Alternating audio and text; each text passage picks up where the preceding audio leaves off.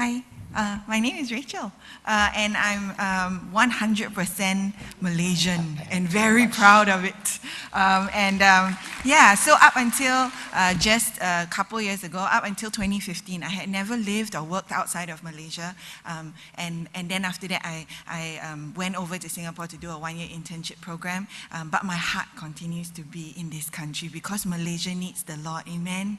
Amen. Yeah, so pray together with me for His perfect timing, for when it's time for me to come home, when I can, no longer work in Singapore. Not that I don't like Singapore, I love Singapore, just in case.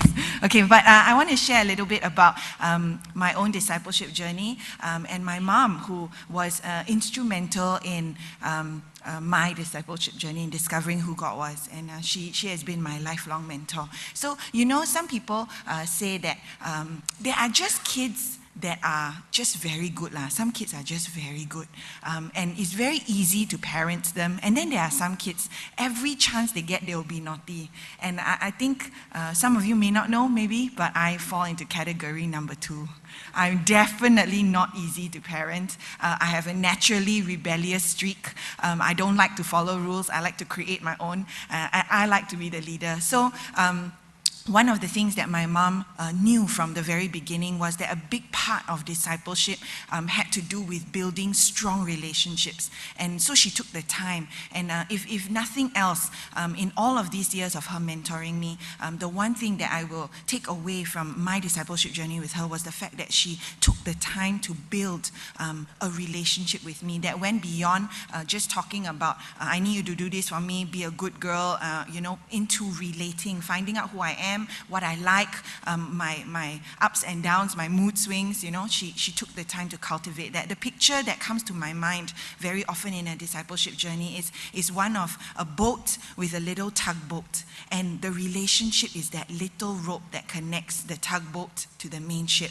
And my mom took the time every day to make sure that this rope got thicker and thicker and thicker, that it could stand the test of time, that it would stand the tensions of life, that no matter what happened, there was always a secure line between mom and I, between the little tugboat and the big boat, as we went through the storms of life together. So let me describe some of these storms, right? So she, obviously from the time I was born, and then she started on that strengthening of that rope, so she would take the time every day. I remember we will come back and we will spend time sitting down talking about the day. How was your day? How was my day? What happened at work? And she will share with me what happens at work.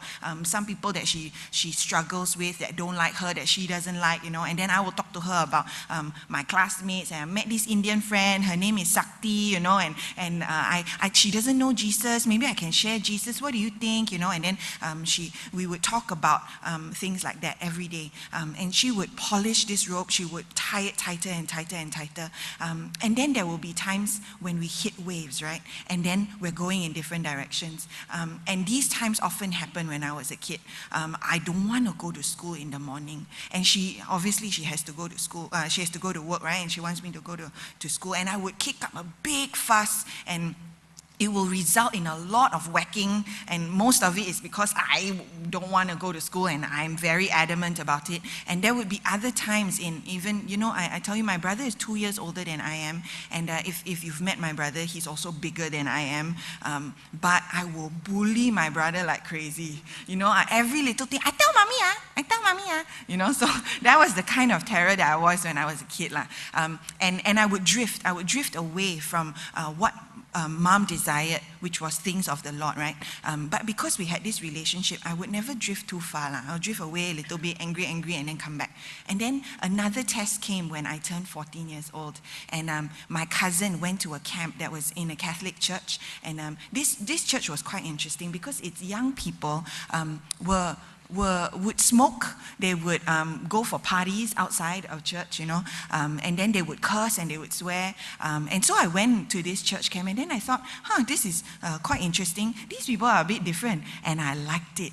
So I started to hang out with them a little bit more after that. And then I thought, I'm going to get to go for my first party, because before this, I'm just a good girl that goes to church all the time, right? So I wanted to go and spend more time with them. I was intrigued by what smoking was like, and whether there was alcohol in this party. And then my mom, you start to drift, right? This little tugboat starts to drift.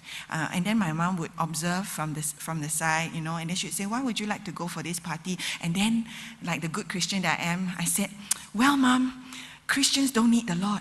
Lost people need the Lord, right? So these people need me. So I need to go there and minister to them, right? Because if I share with them who God is, then of course they will come to know the Lord. But my mom knew me.